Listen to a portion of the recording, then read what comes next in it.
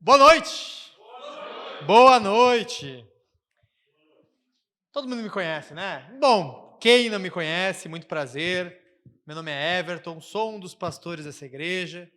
É um prazer receber você aqui nessa noite. É um prazer. Fazia tempo que eu não vim em Canoas, então eu fui olhar a cozinha ali, ver como é que estão as coisas. Eu disse, legal, eu só libero dinheiro para essas coisas, nunca vejo como é que fica. Então foi legal ir lá ver, dar uma olhada. Então, reitero, se você não me conhece, muito prazer, meu nome é Everton, sou um dos pastores dessa igreja, para você que já me conhece há muito tempo, Everton também, né? Acho que não muda com o tempo de casa. Né? Meus irmãos, estamos felizes, estamos empolgados. Eu quero que você lembre de uma coisa, estamos cultuando Jesus. Estamos aqui diante de Deus. E isso muda tudo. Né? A igreja de Jesus foi aquilo que Jesus instituiu, está na mão dele. A igreja de Jesus só vai avançar. A igreja de Jesus só vai mais à frente. E pela bondade de Deus, nós estamos fazendo parte disso. Esse culto, esse sábado à noite, aqui na cidade de Canoas, é parte disso. É parte do reino de Deus avançando. É parte do reino de Deus agindo. E pela bondade de Deus, pela graça de Deus, tu faz parte disso. Então dê graças a Deus. Encha teu coração de expectativas em Jesus, porque Jesus vai fazer boas coisas. Por quê? Porque a palavra de Deus é eficaz. Porque a palavra de Deus não volta vazia. Porque a palavra de Deus faz aquilo que lhe apraz. Deus faz alguma coisa. Quero que você entenda o seguinte, nós vamos compartilhar hoje a palavra de Deus. E quando a palavra de Deus é lançada, alguma coisa muda. Eu não sei o que, mas alguma coisa muda. Deus vai fazer alguma coisa. Então eu só quero que você renove a tua esperança em Jesus, no que Jesus está fazendo. Tá bom? Eu quero compartilhar contigo uma palavra de Deus, um texto bíblico que está no livro de Gênesis. Gênesis capítulo 19. Pedi para todos vocês pegarem a sua Bíblia aí e abrirem no livro de Gênesis. E o título do sermão é esse aí, ó. Vivo, mas quase morto. Analisando um cristão apático.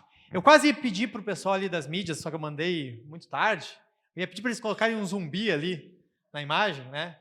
Há um morto-vivo, um vivo quase morto. E o tema é exatamente isso. E eu digo para vocês que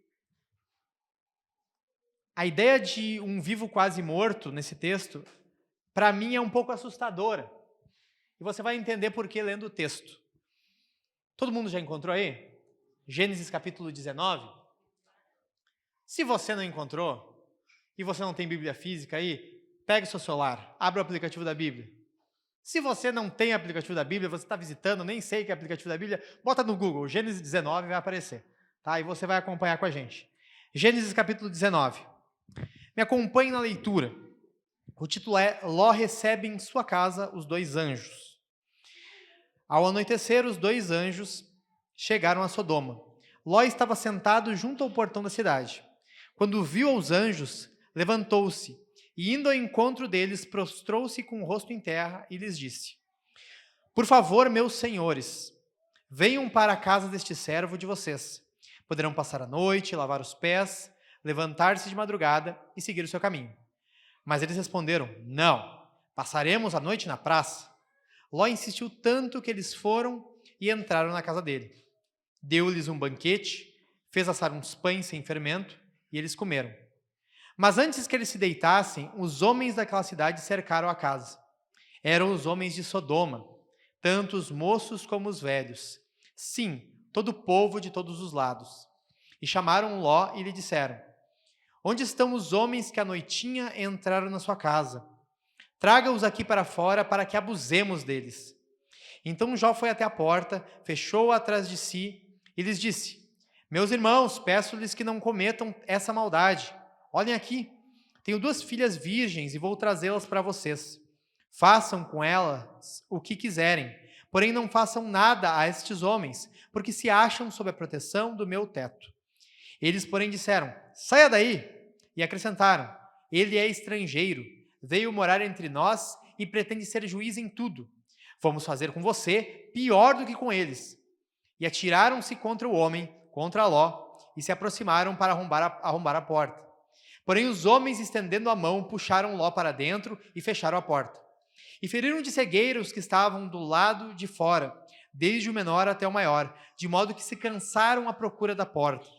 Então os homens disseram a Ló: você tem aqui mais alguém dos seus, genro, filhos, filhas, todos quantos você tem na cidade, faça-os sair daqui, pois vamos destruir este lugar, porque o seu clamor tem aumentado, chegando até a presença do Senhor, e o Senhor nos enviou a destruí-lo.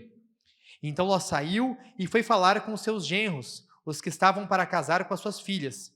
Ele disse: levantem-se e saiam deste lugar, porque o Senhor vai destruir a cidade. Mas eles pensaram que Ló estava brincando.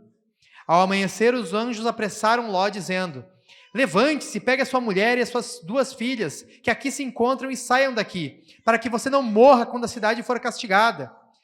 Como, porém, ele se demorasse, aqueles homens o pegaram pela mão, a ele, a sua mulher e as suas 2 filhas, sendo-lhe o Senhor misericordioso, e o tiraram e o puseram fora da cidade. Havendo-os levado para fora, um deles disse: corra para sair daqui com vida, não olhe para trás, nem pare em toda a campina. Fuja para o monte, para que você não morra. Mas Ló disse a eles: assim não, meu senhor. Eis que o teu servo encontrou favor diante dos teus olhos, e engrandeceste a tua misericórdia para comigo, salvando a minha vida.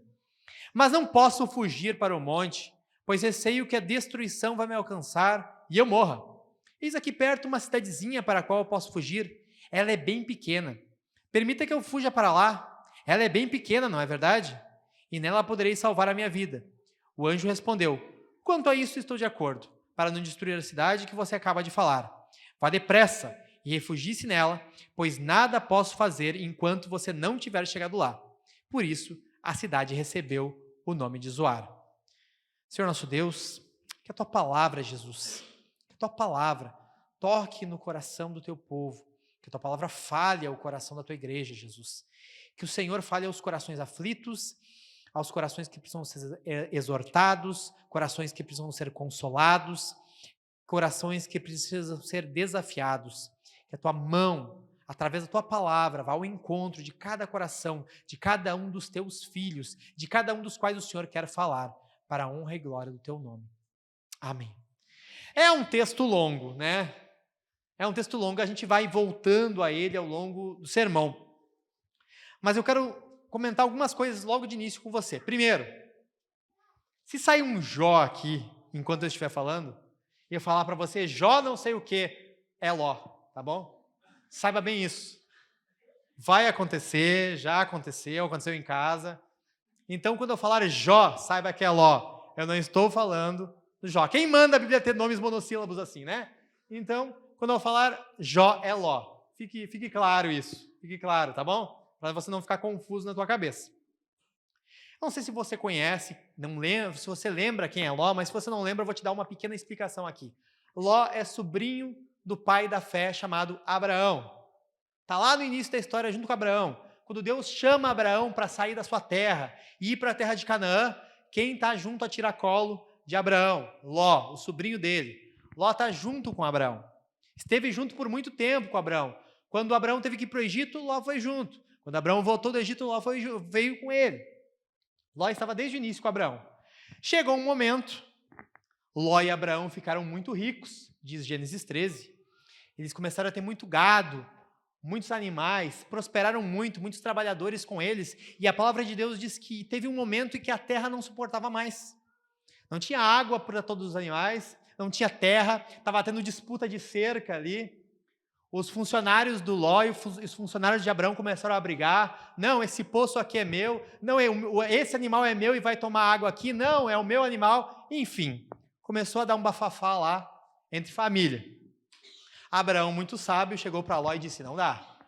Não dá porque a gente é parente muito próximo. Se continuar desse jeito, a gente vai brigar. Não tem terra para todo mundo. Para tu ver como os caras eram ricos. Para tu ver como os caras tinham plantação. Não era fazendeiro do Mato Grosso, não era isso aí. Era muito mais do que isso. Os dois eram muito ricos. E aí Abraão, muito sábio, muito piedoso, muito misericordioso, muito gracioso, disse assim para ele, faz o seguinte, escolhe o teu lado. Escolhe para onde tu quer ir. Se tu disser que vai para a direita, eu vou para a esquerda. Nós somos parentes, tudo muito bem, mas vamos ter que nos afastar. Escolhe para que lado tu quer ir.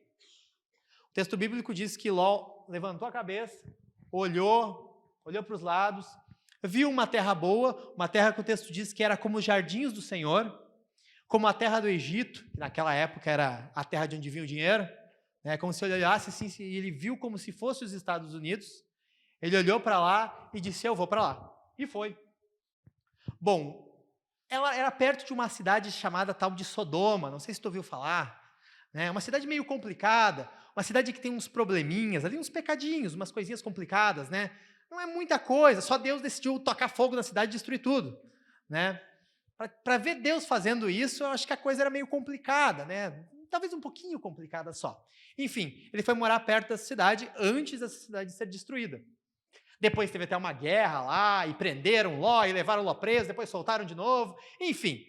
E chega a este momento em que Deus diz, finalmente, eu vou destruir essa cidade, vou tacar fogo nessa cidade, vou derrubar pedra com enxofre aqui e vou tacar fogo. Deu, essa cidade está muito ruim, eu vou destruir essa cidade. O nosso Deus é bom, nós sabemos que Ele é misericordioso. Então, quando Ele determinou destruir essa cidade, é porque a coisa era realmente séria. Mas quem morava lá dentro? O nosso querido Ló, nosso bondoso Ló, morava dentro dessa cidade. E nós chegamos nesse relato aqui, em que Deus manda 2 anjos lá para tirar Ló de lá, para Deus poder destruir a cidade. Porque não tinha ninguém mais que temesse a Deus lá, somente Ló, e Abraão intercedeu diante de Deus por ele. Então Deus diz assim, eu vou lá tirar Ló lá de dentro. É esse relato que nós lemos agora. É um relato que para mim é um relato chocante, porque envolve pessoas que querem abusar sexualmente dos anjos, envolve uma lentidão de Ló em responder, envolve pessoas que... Ló é um homem velho, e envolve pessoas que riram da cara de Ló. Então é um relato bem sério. É um relato cheio de momentos tristes. E eu pergunto para você, quando nós olhamos no versículo 16 do texto, mais precisamente versículo 15. Olha aí, você que está com a tua Bíblia. Gênesis 19, versículo 15. Focando nesse texto aqui. Ao amanhecer, os anjos apressaram Ló, dizendo, levante-se, pegue a sua mulher e as suas 2 filhas, que aqui se encontram, e saia daqui, para que você não morra quando a cidade for castigada. Olha o versículo 16. Como, porém, ele se demorasse, os anjos, aqueles homens, o pegaram pela mão, ele e a sua mulher, as suas 2 filhas, e o Senhor foi misericordioso e tirou ele da cidade. Olha o versículo 16. Como, porém, ele se demorasse. O anjo não tinha falado que ia destruir a cidade? O anjo não tinha dito que ia vir juízo sobre a cidade? Eu pergunto para ti, como é que tu estaria no lugar dele? Olha, veio uns anjos, que se tu lê antes, esses anjos cegaram o pessoal da cidade, ou seja, eles não estavam mentindo, era anjo mesmo, alguma coisa tinha. Eles cegaram os caras. Ló viu isso. E esses anjos dizem assim, eu vim tirar você daqui, porque Deus vai destruir a cidade. Vamos, anda logo. E o texto diz, ele está se demorando. Eu imagino Ló assim parado, assim, pensando, o que eu faço? Qual é o próximo passo? Ou só pensando assim mesmo. E os anjos, vamos. E ele não se move. Qual é a situação espiritual desse cara? Qual é a situação da visão de Ló? Porque tu pensa, como alguém pode estar tão alienado das coisas que estão acontecendo? Como alguém pode estar tão perdido das ideias?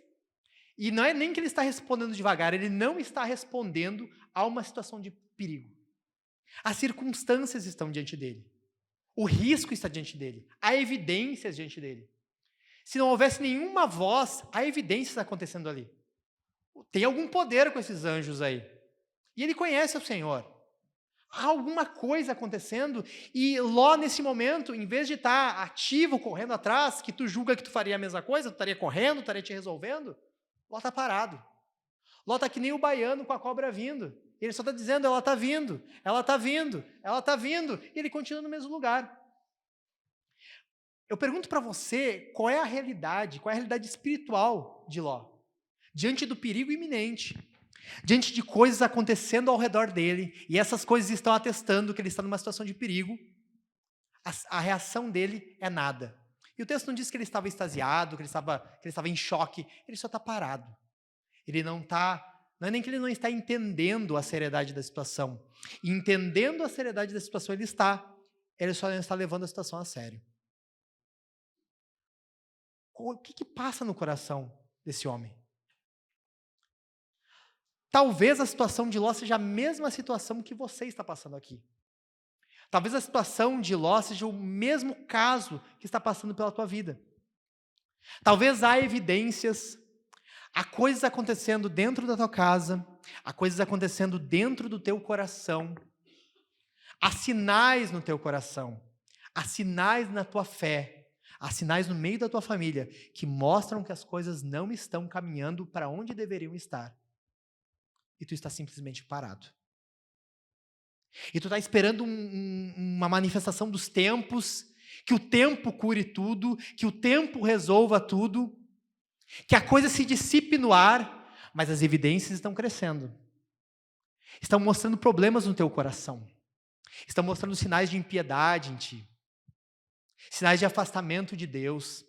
A tua família não está crendo em Jesus como tu disse que ela deveria crer, ou como tu aprendeu que ela deveria crer. A tua família, os teus filhos, a tua esposa, o teu marido, ele não é tão piedoso assim como ele deveria ser. As coisas na tua casa estão meio que indo por água abaixo, as evidências estão diante de ti, como estavam para Ló. E o que tu está fazendo? Tu está te demorando. Talvez a situação de Ló aqui seja igual na tua vida. E talvez tu olhe para mim e diga assim, mas que aplicação mais esdrúxula, Everton. Que explicação mais vagabunda essa que tu está me dizendo? Que aplicação mais falseta essa que tu está me dando? Nós não estamos falando aqui de um cristão, nós estamos falando de um ímpio. Nós estamos falando de alguém que está morando numa cidade de pecadores, está morando em Sodoma. Nós estamos falando de alguém que não ouve a voz de Deus, alguém que está alienado, alguém que não é crente. Tu acha isso? Lendo esse texto aqui e conhecendo a história de Ló, como nós fizemos uma pequena abertura e talvez você conheça mais, tu acha que Ló dá sinais de um crente ou de um não crente? E aí, o que você acha? Ele dá sinais de crente ou de não crente? Ele dá sinal de ímpio ou de justo? Eu vou dizer para ti, se tu não sabe ainda, ou sabe, mas ninguém quer responder, né? Para mim, lendo esse texto, ele dá sinal de ímpio, de perdido das ideias, de com o pezinho no inferno. Esse é o sinal que ele dá para mim. Para mim, lendo esse texto, e na verdade lendo a história de Ló, e se tu leu a história de Ló, o cara só dá pisada fora. Parece que desde que ele se afastou de Abraão, ele está perdido. Ele não é crente, parece que ele só estava na muleta de Abraão, e depois se afastou, ele está perdido das ideias. Perdido para os infernos. Parece que eu lendo isso aqui, me parece isso.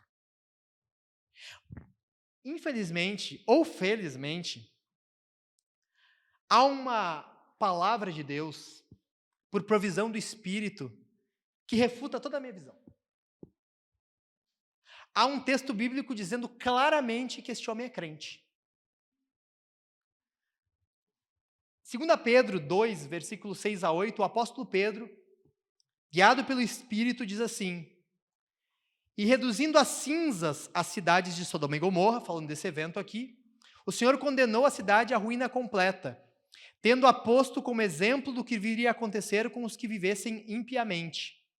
Aí a palavra de Deus diz mais: mas Deus livrou o justo Ló, que ficava aflito com a conduta libertina daqueles insubordinados. Porque esse homem justo, pelo que via e ouvia ao morar entre eles, atormentava a sua alma justa. É o terceiro justo nesse texto aqui. Dia após dia, por causa das obras iníquas que aqueles praticavam. Então, o meu coração, e de vários comentaristas, dizem assim, se eu ler Gênesis, Ló é ímpio. Ó, falei jovem. Se eu ler Gênesis, Ló é ímpio. Ele é ímpio, perdido das ideias. Mas daí o Espírito Santo vai lá e diz assim, não, eu vou explicar um pouquinho para ti, para não deixar dúvidas. Ele é crente. Ló é crente. Ló todo problemático, todo lento, não está entendendo o que está acontecendo, o pecado está batendo na porta, o juízo de Deus está vindo, ele não entende nada. E o que a Bíblia diz? Ele é crente. Ele é crente, ele é justo, ele é salvo. Este homem aqui que vive uma vida totalmente confusa e totalmente perdida, não sabendo responder aos perigos da vida, não sabendo responder a um juízo iminente de Deus, ele é crente. Totalmente afastado, totalmente distante do que Deus está falando, não respondendo, ele é crente. Isso é um alerta, inclusive para nós, quando nós prontamente já dizemos e atestamos que um crente lá, meio fraco, meio enfraquecido, que às vezes até tem umas doutrinas meio estranhas, ele de pronto nós já dizemos, é ímpio, está com o pé no inferno, esse aí não tem Jesus. É muito fácil para nós declararmos a sentença, né? É muito fácil para nós já dizermos de pronto, aquele lá está com o pé no inferno. É tão fácil para nós. O texto bíblico está dizendo que às vezes não é tão simples assim. O texto bíblico está dizendo que às vezes há crentes muito fracos, muito lentos, com muitos sinais ruins, mas que estão sob a graça de Deus. As manifestações aqui, falando da alma de Ló como uma alma justa, como uma alma aflita com a conduta pecaminosa, só mostra que é uma obra do Espírito Santo agindo em Ló. Ainda que muito fraca, ainda que uma luz muito fraca, Jesus está agindo na vida de Ló. Aí assim, a grande questão é que Ló se aflige pelo pecado dos outros. O texto bíblico diz que a alma dele estava aflita ao ver os pecados de Sodoma. Ele se aflige com o que está acontecendo ao redor dele. É como nós. Nós nos afligimos com o adultério de alguns pastores. Nós nos afligimos com a corrupção no país. Nós nos afligimos com o que aconteceu esses dias, né? Pessoas defendendo o assassinato de bebês. Nós nos afligimos por isso. Mas até onde tudo isso não é um esconderijo para nós silenciarmos nossos próprios pecados? Até onde essa nossa resposta, vendo, nos condoendo, e está certo nos condoer. O que acontece por aí está certo a nossa alma doer, mas até onde não é um subterfúgio para nós esquecermos, nós escondermos e abafarmos nossos próprios pecados. Ló ficava atormentado pelo que acontecia ao redor dele, mas ele não conseguia enxergar a seriedade do seu próprio coração. Ele era um homem silente, ele não conseguia ouvir a voz de Deus. Ele não conseguia levar a sério a voz de Deus. Sabe o que Ló é? Ló é um crente relutante. Ló é um crente indolente. Sabe o que é indolente? Alguém sabe o que é indolente? A palavra indolência significa ausência de dor. Tem que uma coisa boa, né? Não sentir dor, alguns aí estão com dor de cabeça, alguns aí estão doentes. Seria bom não sentir dor mesmo. Mas nesse caso é indolente para o mal. Ou seja, ele nada o perturba, nada o preocupa, nada move o seu coração, nada perturba o coração de Ló. Nem uma destruição iminente, nem um juízo de Deus, nem o perigo diante dele, nada perturba Ló. Ele está inerte. Ele não se dói. Nada move um passo de Ló. Ló não move o seu coração. Ló não se levanta por nada. John Charles Ryle, quando ele vai comentar sobre cristãos indolentes, que é o caso de Ló, ele faz o seguinte comentário. Cristãos indolentes, eles acreditam no céu, mas ainda assim parecem desejá-lo com pouco vigor. Acreditam no inferno, e mesmo assim parecem não ter pavor dele. Eles amam o Senhor Jesus, mas o trabalho que realizam para ele é tão insignificante. Eles odeiam o diabo, mas parecem atraí-lo para perto de si. Sabem que o tempo é curto, mas vivem como se fosse longo. Sabem que têm uma batalha a combater, mas ainda assim parecem pensar que estão em tempo de paz. Sabem que precisam disputar uma corrida, e com frequência parecem pessoas que estão imóveis. Sabem que o juiz está às portas e que há a ira vindoura, e mesmo assim parecem estar meio adormecidos. É surpreendente que sejam assim e ainda não são melhores do que isso. Essas pessoas estão mortas. Estão salvas como por um fio. Estão sustentadas por Jesus como assim, quase mortos. Por isso que o título é exatamente esse. Um vivo, mas quase que morto. Eles estão sendo sustentados por quase nada. Eles vivem como se Jesus praticamente não existissem. E talvez seja essa a situação da tua vida aqui nessa noite. Você está aqui, sentado nesse banquinho, ouvindo a palavra de Deus, e você diz que é crente, e talvez efetivamente seja como Ló. Mas a tua alma não está considerando as várias evidências que ela tem demonstrado. As evidências que a tua alma tem dado, as evidências que a tua alma tem dado em direção ao pecado, à apostasia, ao distanciamento de Deus, as direções que a tua casa tem dado para a impiedade. Tu não tem considerado nada disso. Porque tu é crente. Parece que basta. A situação de Ló deixa algumas perguntas, e é essas perguntas que eu quero tratar contigo no sermão hoje. Tu passa para mim isso aí, Lucas? Porque esse negócio aqui eu não sei mexer. Uma pergunta que eu quero fazer com você e que nós precisamos entender. Qual é a causa da apatia de Ló? Porque alguma origem tem que ter isso. Algum princípio, para ele chegar nessa situação, algum princípio tem que ter acontecido para o cara chegar nesse nível. Qual é a causa da apatia de Ló? Primeiramente, nós identificamos uma coisa. Ló viveu como um ateu prático. Como assim um ateu prático? Está com a tua Bíblia aberta ainda aí? Volta um pouquinho, vai em Gênesis 13. Uns poucos capítulos atrás, Gênesis 13. Nós vamos chegar naquele evento em que eu falei que Abraão e Ló se separaram. Não tinha espaço para os dois na terra. Gênesis capítulo 13. E no versículo 10. Todos chegaram aí? Então me acompanha aí, ó. Gênesis 13, 10. É bem no momento em que eles decidem se separar. E Abraão diz para ele, escolhe o lado que tu quer ir. Para onde tu quiser ir, tu vai e eu vou para o lado oposto. Versículo 10. Ló ergueu os olhos e viu toda a campina do Jordão, que era toda bem regada, como o jardim do Senhor, como a terra do Egito, até a região de Zoar. Quando Abraão, o pai da fé, olhou para ele e disse assim, escolhe para onde tu quer ir. A atitude dele foi puramente prática. Sabe aquela coisa que a gente elogia? Ele foi pragmático. Aqui ele foi o ápice do pragmatismo.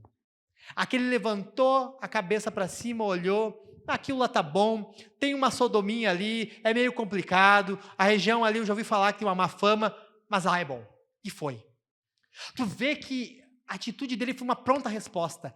Ele respondeu mais rápido do que algumas pessoas que não creem em Jesus pensam antes de responder.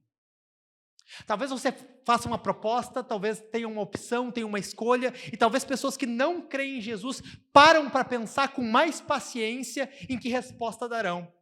Ló não fez assim. Ló levantou a cabeça e escolheu, eu quero aquilo ali. Não há oração, não há meditação, não há reflexão em Jesus, não há nem tentativa, não há nenhum pedido de conselho. Tá, tio Abraão, o senhor me deu essa ideia, mas o senhor está mais próximo de Jesus do que eu, me dá um conselho, o senhor é mais velho do que eu, me dá um conselho, não tem nada disso. Ele olhou e disse, aquela terra boa é a terra que eu quero. O texto, no final do versículo 13, diz, os moradores de Sodoma eram maus e grandes pecadores contra o Senhor. Era a fama da cidade. Ele sabia dessa fama. Mas ele foi pragmático. Valia a pena. Como é que é com a tua vida? Como é que são as decisões que tu toma? Que tipo de escolhas que tu faz? A pergunta que eu te faço é, tu já abriu mão de uma grande oportunidade, de um bom emprego, porque ele ia te impedir de congregar? Tu já abriu mão de um trabalho, de um serviço, de uma oportunidade de ganhar mais? E olha, eu quero que você ganhe mais. Eu quero que tu oferte. Eu quero que tu contribua. Eu quero que tu possa ajudar as outras pessoas. Eu quero que tu ganhe mais. Mas em algum momento da tua vida, tu já te dispôs a abrir mão de alguma coisa que seria benéfico para ti, porque tu viu que isso, de alguma forma, prejudicaria a tua comunhão com Jesus, A tua vida em família, que reflete na comunhão da tua família com Jesus. Ia atrapalhar a tua piedade. Ia diminuir teu tempo, que é um tempo que tu poderia usar congregando, é um tempo que tu poderia passar junto com a tua família. Ninguém quer que tu pare de trabalhar aqui. Eu só estou te perguntando se em algum momento tu ponderou no teu coração, quando apareceu uma boa oportunidade, tu esteve disposto a abrir mão dela. Porque tu sabia que isso seria melhor para o teu desenvolvimento da fé. Como que tu responde às oportunidades que surgem na tua vida? Sempre surgem oportunidades. Um momento ou outro vai surgir. O que vai pesar na escolha da tua decisão? Porque Ló aqui escolheu unicamente a grana, a melhor terra, a terra que tivesse as melhores pastagens, a terra mais bem regada. Aqui foi a única escolha dele. Não teve nenhuma ponderação, não teve nenhuma meditação, não teve nenhum pensamento do tipo, onde eu poderei servir a Deus melhor? Onde que escolha que eu vou ter aqui em que minha fé no Senhor ficará mais firme? Esse foi um dos problemas de Ló. Ele vive como um ateu prático. Se tu lê antes, tu vai ver que teve uma fome na terra onde eles estavam, antes desse capítulo. Tinha uma grande fome. E Abraão, não dirigido pelo Senhor, cometeu um erro e foi para o Egito, porque é lá onde tinha comida na época. E Ló foi com ele. Parece que quando nós lemos esse texto, há no coração de Ló um desejo de nunca mais passar fome, de nunca mais passar por aquela necessidade. E ele responde às decisões da vida dele, ele responde os questionamentos da vida dele conforme um trauma do passado. Eu te pergunto também exatamente no mesmo sentido. Que traições, que sofrimentos que tu passou, coisas que te enganaram, coisas que te passaram para trás, que hoje balizam as tuas decisões. Tu está aqui hoje, mas tu não te aproxima muito. Tu congrega aqui nessa igreja, mas não te aproxima muito dos irmãos porque já te traíram no passado. E tu diz assim, é melhor manter uns pezinhos atrás, porque senão eu vou sofrer de novo. E eu entendo o teu sofrimento, mas a tua vida está sendo balizada, ela está sendo sustentada com base numa dor. E eu realmente entendo ela, mas ela não é o que deve balizar as tuas respostas. O problema não é a decisão, o problema é o que embasa ela. Você entende isso? O problema não é a decisão. O problema é que Deus não é considerado nessas decisões. Você vê que Ló escolhe ir perto de Sodoma. O texto diz, ele diz assim, ó, isso, onde é que está aqui? Versículo 12. Ló ia armando essas tendas até Sodoma. Ele ia armando a tenda. Aos pouquinhos ele ia se aproximando de Sodoma. Quando tu lê o capítulo 14, tu vai ver que ele já está morando em Sodoma. Capítulo 14, versículo 12, o texto diz, ele mora em Sodoma. Ou seja, a progressão de Ló em direção a Sodoma é cada vez maior. Cada vez maior a ideia dele de se aproximar dessa cidade do pecado. Essa cidade é um símbolo do pecado. Cada vez ele se aproxima mais dela. A pergunta que eu te faço é, quais áreas na tua vida neste momento que tu está vendo que pouco a pouco estão te levando ao pecado? Que coisas na tua vida tu está vendo que estão pouco a pouco te levando a se afastar de Jesus? Eu tenho um princípio, se eu olhar minha vida hoje, algumas áreas da minha vida eu olho e digo assim, se eu continuar desse jeito, vou me desviar. Eu vou abandonar Jesus. Essa pequena sementinha que está surgindo no meu coração, se eu deixar ela desabrochar, se eu deixar ela crescer, se eu deixar ela avançar, eu vou abandonar Jesus. Eu vou desistir da fé. Que áreas da tua vida tu vê mágoas, sentimentos ruins, desconfiança, suspeitar o mal? Que áreas na tua vida tu vê que está avançando, e tu está dizendo, eu vou me afastar de Jesus se eu continuar nesse caminho? Porque Ló começou próximo a Sodoma, e já está morando lá. Ló começou aparentemente despretensioso, e já está dentro da cidade ímpia. Que áreas da tua vida estão avançando pouco a pouco e tu sabe que estão te levando cada vez mais para longe de Jesus. Outra coisa que eu vejo também é que Ló estava no meio dos ímpios, não visando a missão. se você pega o capítulo 19, tu vê que Ló estava na porta da cidade. Capítulo 19, versículo 1. Ele estava na porta da cidade, quando os anjos chegaram. O que isso quer dizer?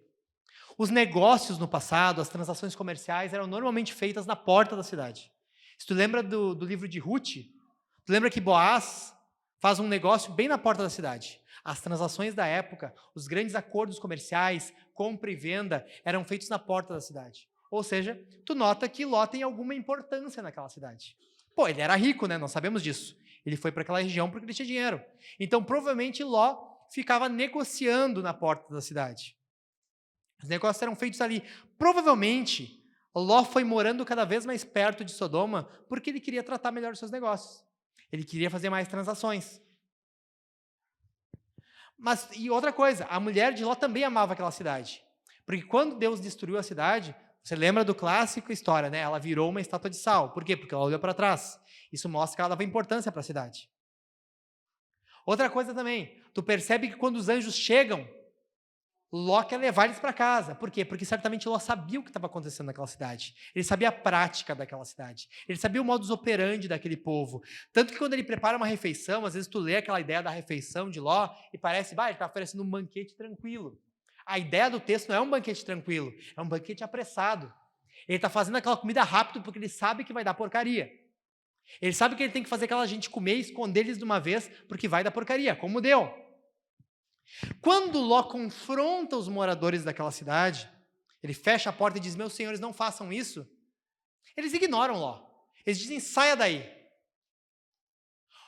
Muitos comentaristas vão dizer, baseado nisso, que não havia nenhum temor por aqueles homens nas palavras de Ló. Por quê? Porque provavelmente foi a primeira vez que Ló confrontou aqueles homens. Provavelmente foi a primeira vez que Ló abriu a boca e disse, o que vocês estão fazendo não se faz. Provavelmente, Ló viveu naquela cidade todo aquele tempo sem nunca ter confrontado os homens daquela cidade. Ele sabia como era a postura daqueles homens, tanto que ele escondeu os anjos. Ele ficava à porta da cidade, ele fazia transações comerciais naquela cidade. Mas Ló provavelmente nunca confrontou aqueles homens. Eles não tinham respeito por ele. Eles nunca imaginaram que Ló ia confrontá-los. E por quê? Porque provavelmente o único motivo de Ló se mudar para lá não era que aqueles caras se convertessem, não era que aqueles caras temessem ao Senhor, não era que aqueles caras abandonassem o pecado, mas o objetivo principal de Ló era ganhar dinheiro. E parece aqui que eu estou falando contra dinheiro, porque é a segunda vez que eu falo sobre a questão de tu escolher bem, fazer bem as suas decisões, não baseadas unicamente no dinheiro. Mas aqui o problema de Ló é que ele se relaciona com pessoas que não creem no Senhor, unicamente objetivando ganhar dinheiro. Não há um desejo no coração de Ló para que aquelas pessoas se convertam. Não há um interesse no coração de Ló para que essas pessoas sejam salvas. E talvez tu também convive com muitas pessoas que não creem em Jesus.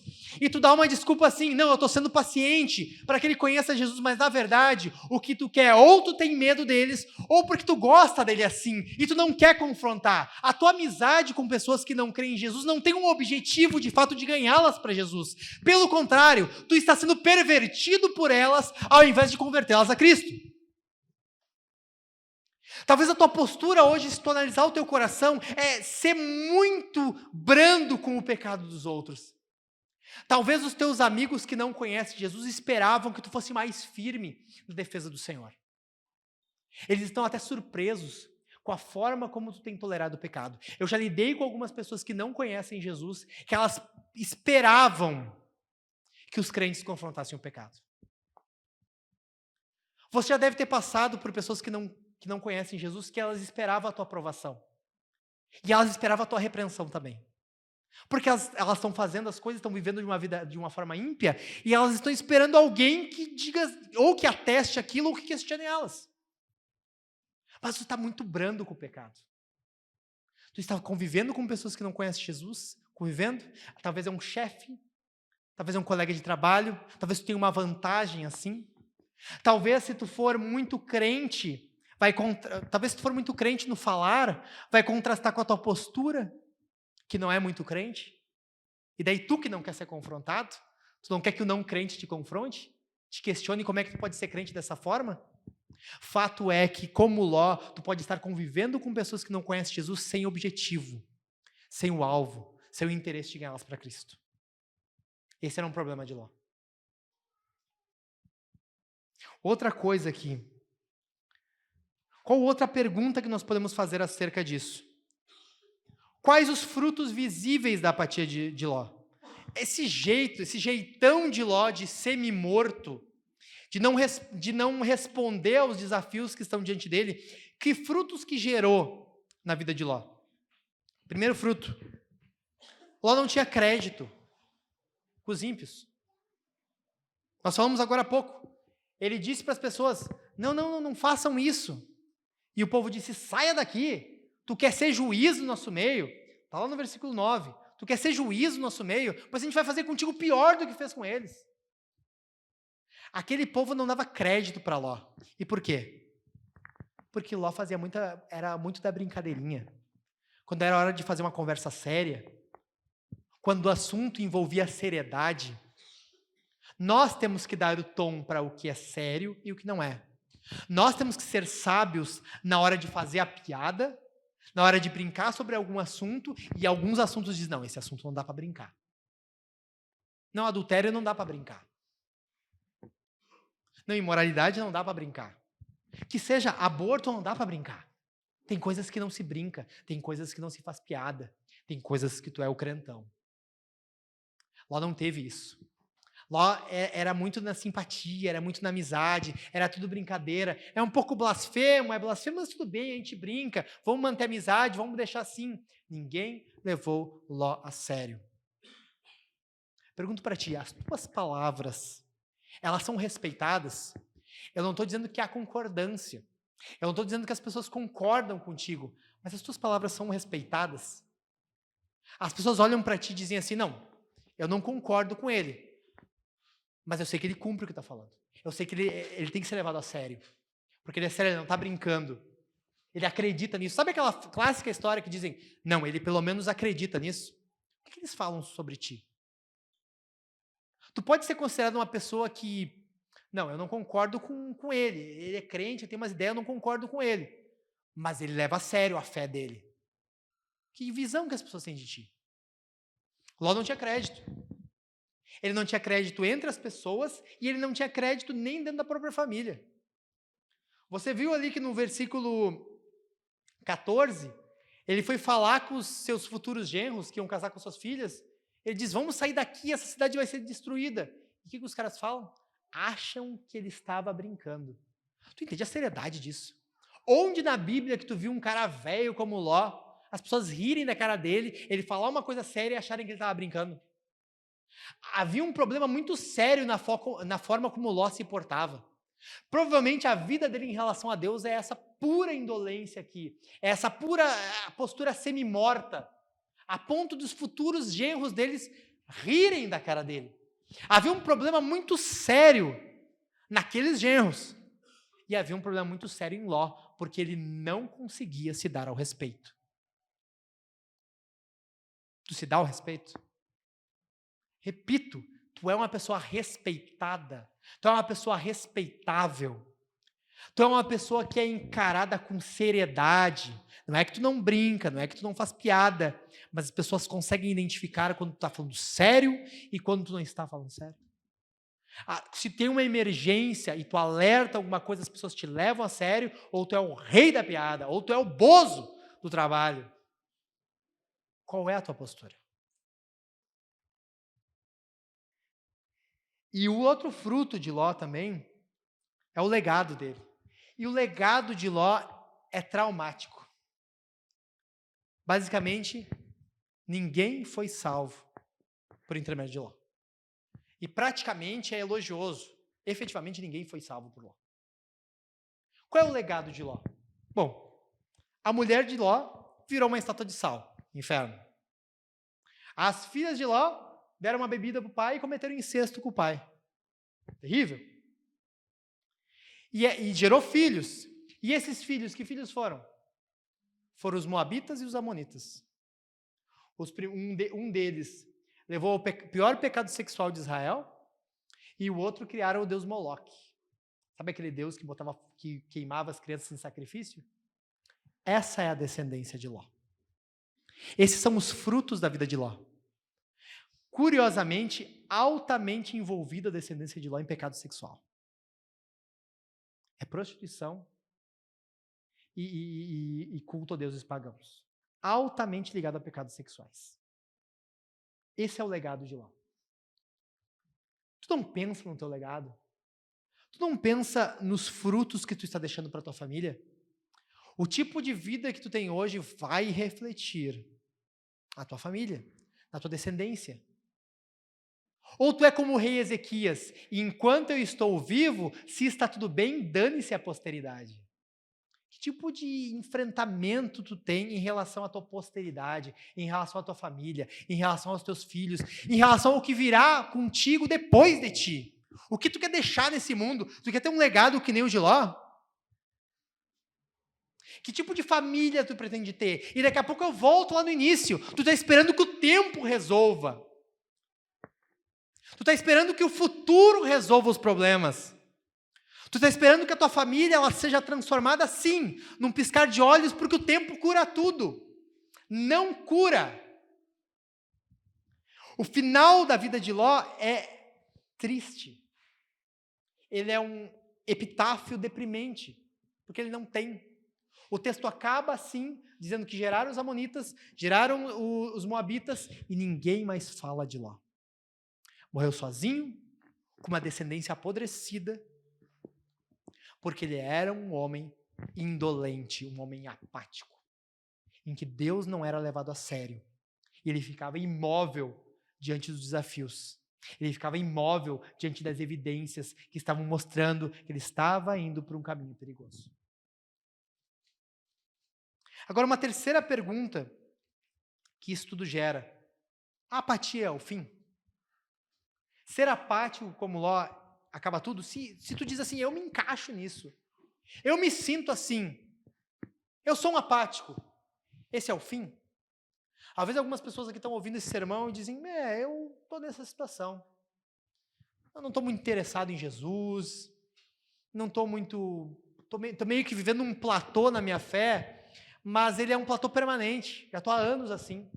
Mas o que importa é que eu seja salvo, né? O que importa é que tu está dizendo que Ló, depois de toda essa porcaria aí, Ló está lá no céu. Está lá com Jesus. Eu queria isso aí mesmo, então está tudo bem. Se isso está no teu coração, tu é uma decepção. Tu é um medíocre. Eu não tenho palavra melhor para dizer isso. Porque isso define o quanto o Senhor está afastado de ti ou não.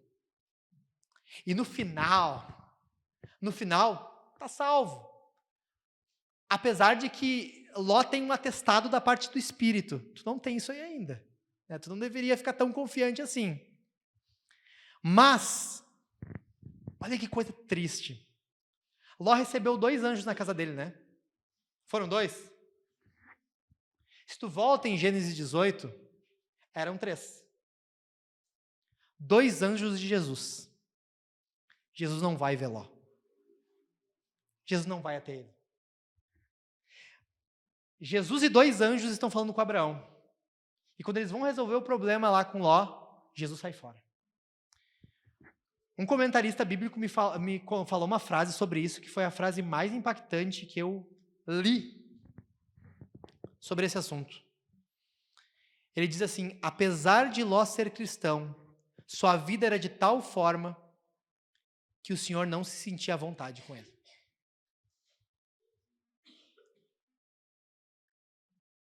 Tu consegue entender que o tipo de vida que tu pode estar vivendo aí é uma vida que Deus não se sente confortável de estar contigo?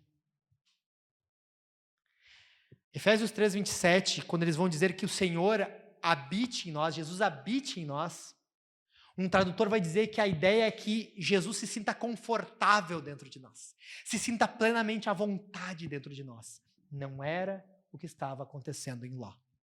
Jesus não se sentia à vontade em Ló. Qual é a situação do teu coração? Porque tu pode ter estacionado na fé, desanimado o teu coração, e tu aceitou isso, como está tudo bem. Só que tu entende que o Senhor não está à vontade contigo. Tu entende que o Senhor não está tranquilo aí em ti.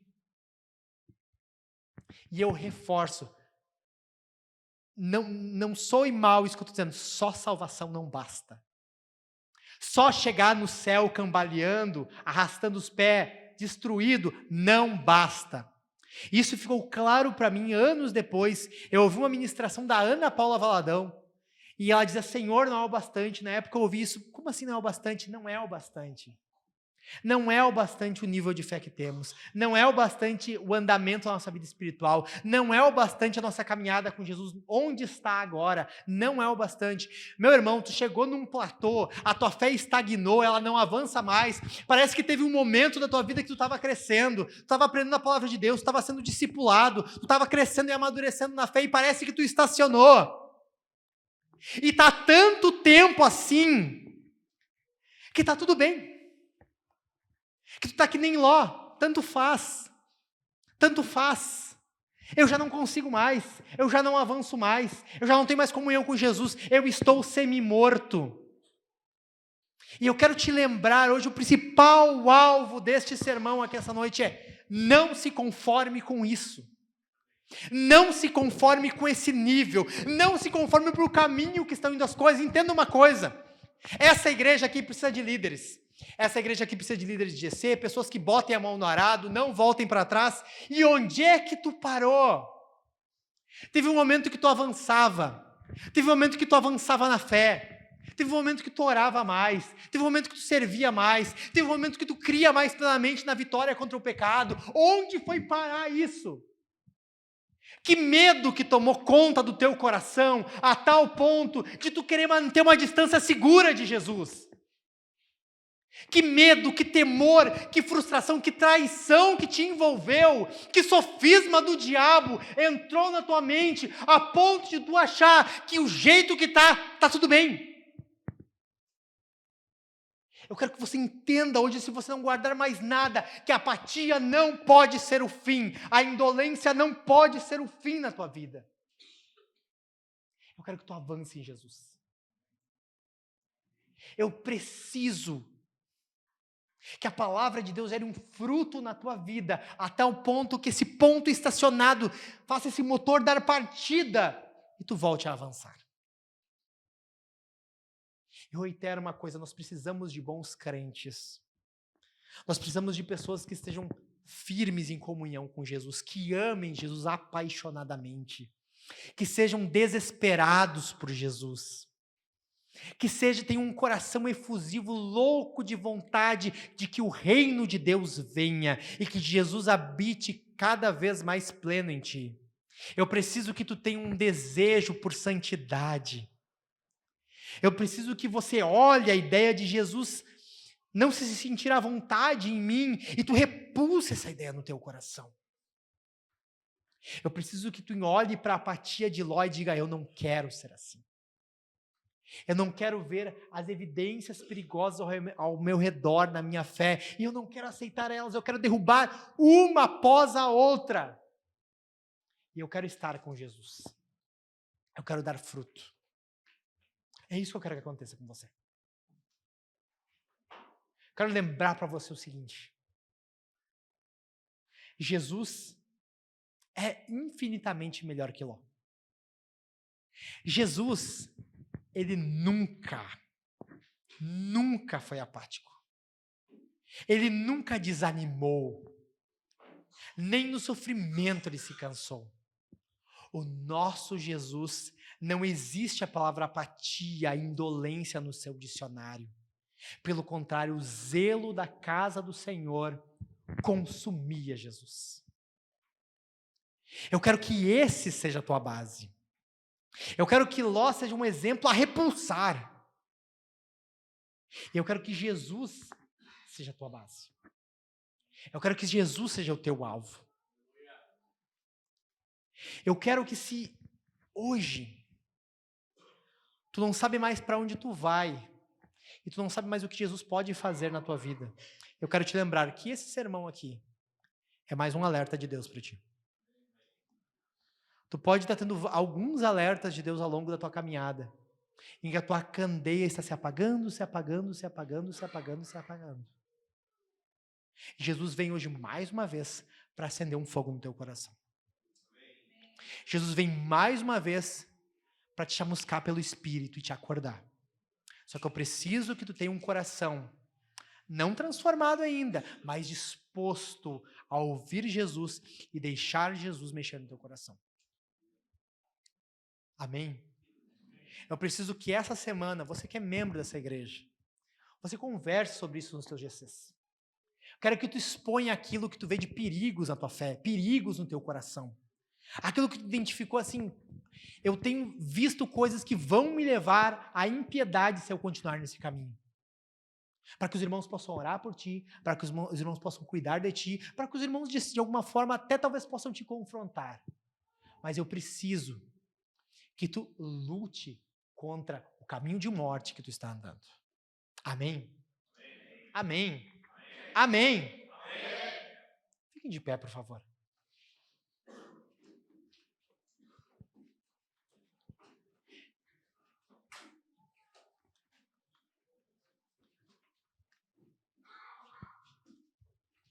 Eu amo você. Eu não falo isso muito, não. Então eu digo, eu amo você. Eu amo essa igreja. Eu amo esse povo. Eu amo o povo de... Primeiramente, eu amo o povo de Deus. Sim, eu amo o povo de Deus. Mas eu amo esse povo aqui, chamado Vintagiano. Eu amo vocês. Eu amo vocês. Eu quero que vocês amadureçam em Cristo. Eu quero que vocês deem muito fruto. Eu quero que vocês avancem na fé. A obra do Senhor precisa de mais obreiros. Precisa, e eu vejo tantos capazes de servir ao Senhor, de avançar, de servir muito melhor. Eu quero que haja uma palavra no teu coração, que tu esteja disposto a se desgastar pelo Senhor. Que tu esteja disposto a se consumir pelo Senhor. É lógico que quando nós falamos do desgastar, há um desgaste físico, há um cansaço, envolve tudo isso. Mas a recompensa é muito melhor. O fruto que tu vai ver nos teus olhos é muito melhor. Amém? Eu quero que Jesus te faça dar muito fruto. Eu quero que Jesus te levante. Eu quero que Jesus te levante como obreiro de Deus. Eu quero que o teu coração seja transformado. Amém? Amém? Nós vamos orar ao Deus Todo-Poderoso. Mas antes de orar, eu quero lembrar algumas coisas para você. Você vai poder ofertar aqui. E o pastor das ofertas, a primeira coisa que ele falou de oferta. Os outros falam de ceia, os outros aí vão falar de cântico. Eu estou falando de oferta. Quero que você oferte. Todo esse sermão não é para que você seja pobre. Pelo contrário, mas para que o seu dinheiro esteja sobre as mãos de Jesus. E uma das evidências que o seu dinheiro está nas mãos de Jesus é que você oferta. É que você é generoso. Em que você abre a carteira e quando você olha o dinheiro na sua carteira, quando você olha a sua conta bancária, você entende, não é tudo meu. Pelo contrário, nada é meu, é tudo de Jesus. E Jesus me permite ficar com boa parte. Eu quero que tu tenha essa consciência sobre o dinheiro que Deus está te dando. Eu quero que tu tenha essa consciência sobre a tua carteira. E eu preciso, mas não eu, antes tu mesmo. Tu precisa, diante do Senhor, ser generoso com as tuas ofertas. Eu teria muitas necessidades da igreja para abrir aqui para ti, eu teria muitos problemas financeiros. Eles estão aí, toda semana eles estão aí. Eu só preciso de uma coisa, que você tome essa obra como se fosse a obra que Jesus está colocando na tua mão para fazer. E eu preciso que isso se manifeste em dízimos e ofertas. Amém? Amém mesmo? Amém. Tem o gasofilácio aqui na frente para você ofertar em dinheiro. Tem as máquinas de cartão lá atrás com a Camila ali, com a camisa de voluntário ali atrás. Tem o Pix ali no quadrinho, ali no papel ali atrás. O importante é só que você manifeste generosidade. Como gratidão ao Senhor, como o teu desejo para que a obra de Deus avance, para que mais pessoas sejam alcançadas assim como tu foi alcançado. O meu desejo é esse. O que mais você vai fazer aqui? Você vai cear. Você vai comer e beber de Jesus. Tem pão, tem cálice. Você vai vir esperando muito de Jesus. Você sabia que Jesus pode curar enfermidades ao participarmos da ceia?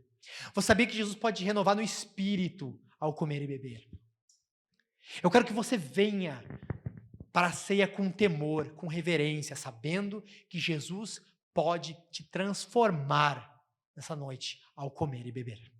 Nosso Deus é poderoso. Você está participando de algo que Jesus instituiu, é o corpo e sangue dele. Você é participante do seu corpo e do seu sangue. Participe com esse coração, com fé em Jesus, crendo que o Senhor pode fazer muito. E você vai cantar. Você vai abrir tua boca, você vai louvar o Senhor, você vai dar graças ao Senhor, você vai exaltar Jesus por quem Ele é, pelo tamanho da sua misericórdia, pelo tamanho da sua graça. O nosso Deus é bom. Amém? Amém? Amém. E se no final de tudo isso, tu está dizendo assim para mim, pô, eu estou visitando essa igreja aqui, eu nem crente sou, né? não vou em igreja nenhuma, e o cara está falando aí que os crentes estão fracos, o que eu faço? Eu só quero que tu creia em Jesus. Eu só quero que tu confesse teus pecados, se arrependa, e Jesus vai te fazer um crente firme e forte. Aqui eu dei um caminho que a gente não deve seguir. Eu quero que hoje tu confesse Jesus e tu vai desfrutar desse Cristo habitando dentro de ti. É totalmente diferente. E tu não viu nada igual. Amém? Vamos orar? Curva a sua cabeça. Feche seus olhos. Bendito Jesus. Bendito Senhor. Ao lermos, Senhor, sobre a possibilidade de o Senhor não se sentir à vontade dentro de nós, Jesus dói o nosso coração. Senhor, dói o meu coração. Ó Deus, nós pedimos a Tua misericórdia. Nós pedimos o perdão do Senhor. Nós pedimos que o Teu sangue, Ele lave-nos, Senhor, nessa noite. Nós pedimos, Jesus, que o Senhor venha de forma poderosa sobre nós e abra os nossos olhos espirituais e abra, Senhor, a nossa visão para enxergarmos que nós podemos avançar e amadurecer e há muito mais, Jesus, de Ti para desbravar. Ó bendito Deus, no reino eterno, Jesus será assim, constantemente nós estaremos Te conhecendo e avançando em Te conhecer. Que isso possa, Senhor, avançar hoje.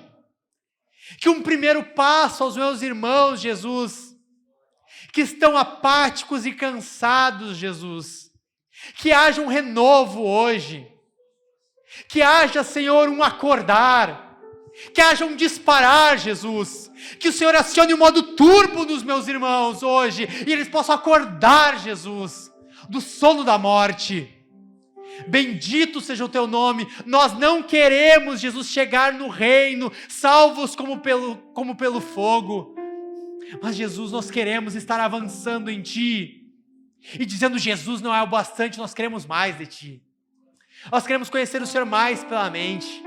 Nós queremos desfrutar do Senhor ainda mais. Nós queremos ver o Senhor agindo por nosso intermédio. Ó Jesus, nós queremos ver pessoas perdidas, sendo alcançadas pela palavra inspirada pelo Espírito que sai de nossa boca. Ah, Jesus, como nós queremos ver pessoas sendo transformadas por nosso intermédio, para a glória do Teu nome. Ó Deus, frutifica em nós no dia de hoje. Espírito Santo, destrava dentro de nós cadeias de morte que estão em nós, Jesus. Livra-nos das mentiras, dos sofismas, dos enganos do diabo. Nos acorda no dia de hoje. Ore, meu irmão. Ore nessa noite. Abra a tua boca. Abra a tua boca. Abra a tua boca, levante tua voz. Em o nome de Jesus. Clame ao Senhor nessa noite. Abra a tua boca de forma audível. Clame ao Senhor. Implore a Deus. Implore ao Senhor por vida. Implore ao Senhor por renovo. Implore. Abra a tua boca. Eu não vou manivelar. Ore ao Senhor e abra a tua boca. Abra a tua boca. Abra a tua boca. Abra a tua boca. Abra a tua boca. Em nome de Jesus.